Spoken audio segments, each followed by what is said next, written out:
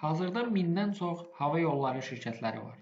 Bəs görəsən ilk kommersiya tipli sərnişindaşıma hava yolları şirkətləri hansılar olub? Hansı ölkələr bu mövzuda qabaqcıl davranıb? Ən qədim hava yollarından günümüzə qədər fəaliyyətini hələ də davam etdirənlər, adını dəyişənlər varmı? Bu vaxta qədər gəlib çatmayan hava yollarının bağlanma səbəbi nə olub?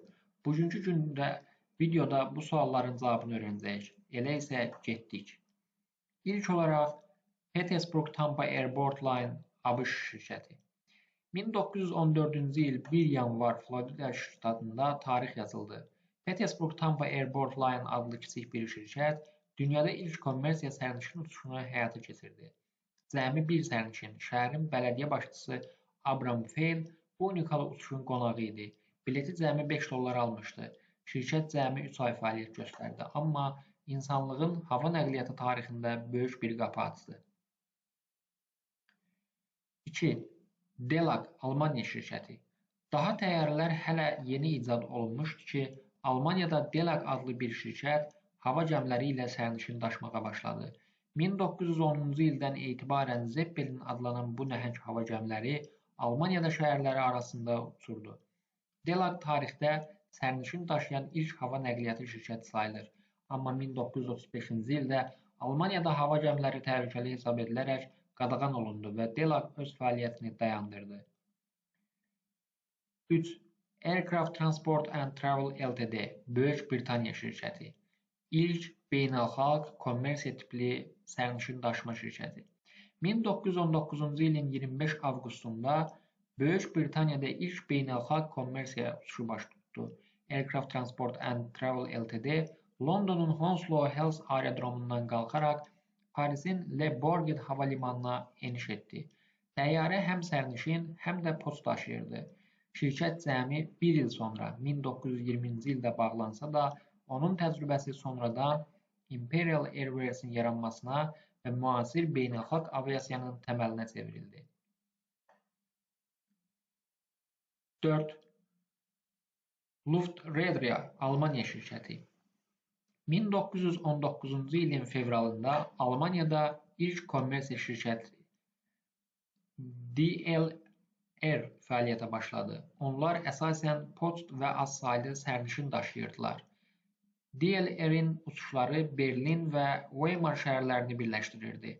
1926-cı ildə isə bu şirkət Almaniyanın digər hava yolları ilə birləşərək Deutsche Lufthansa-nın təməlini qoydu. 5. KLM Niderland şirkəti.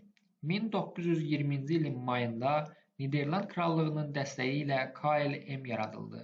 İlk uçuş Londonun Croydon aerodromundan Amsterdamın Schiphol hava limanına oldu. Bu hava yolu o qədər uğurlu inkişaf etdi ki, bugünə qədər eyni adla fəaliyyət göstərən dünyanın ən qədim hava yoluna çevrildi.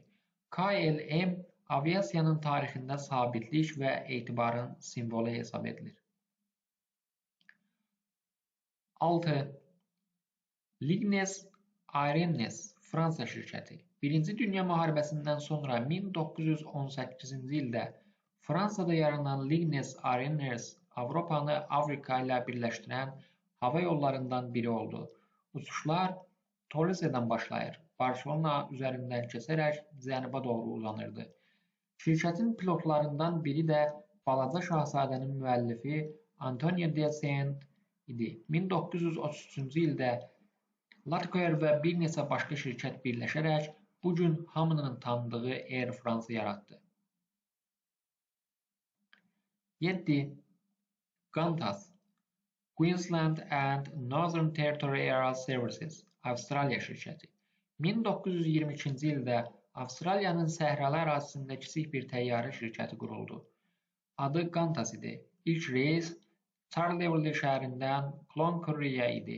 Qısa zamanda Qantas Avstraliyanın simvollarından birinə çevrildi. Bugün Qantas hələ də eyni adla fəaliyyət göstərir və dünyanın ən təhlükəsiz hava yollarından biri hesab olunur. 8. Çeskoslovakiya Statni Airlines Çexoslovakiya Dövlət Hava Xətləri. 1923-cü ildə yaranan Çexoslovakiya Dövlət Hava Xətləri Mərkəzi Avropanın ilk hava yollarından biri idi. İlk uçuş Praqadan Bratislavaya idi. Zamanla marşrutlarını genişləndirərək bütün Avropanı əhatə etdi. Bu gün həmin şirkət hələ də fəaliyyət göstərir. İndi biz onu Czech Airlines adı ilə tanıyırıq. 9. Aero havayolu şirkəti Finlandiya 1924-cü ildə Finlandiyada Aero adında hava yolu quruldu. İlk uçuş Helsinki ilə Tallinn arasında həyata keçirildi. Şimalın soyuq səması altında başlayan bu hava yolu bu gün Finnair adı ilə fəaliyyətini davam etdirir və Skandinaviyanın ən qədim hava yolu şirkətidir. Və nəhayət 10. Dutch Lufthansa Almaniya 1926-cı ildə Dutch Lufthansa quruldu. O, əvvəlki Alman hava şirkətlərinin birləşməsi nəticəsində yaranmışdı. Təyyarələri həm sərnişin, həm də poçt daşıyırdı. İkinci Dünya müharibəsindən sonra bağlansa da, 1953-cü ildə Lufthansa adı ilə yenidən göylərə qalxdı. Bu gün Lufthansa Avropanın ən güclü hava yollarından biri hesab olunur. Video xoşunuza gəldisə, bəyəndinizsə bəyənməyi, bu tip videoları davamlı olaraq izləmək üçün kanala abunə olmağı və daha çox insana çatması üçün paylaşmağı unutmamağınızı xahiş edirik.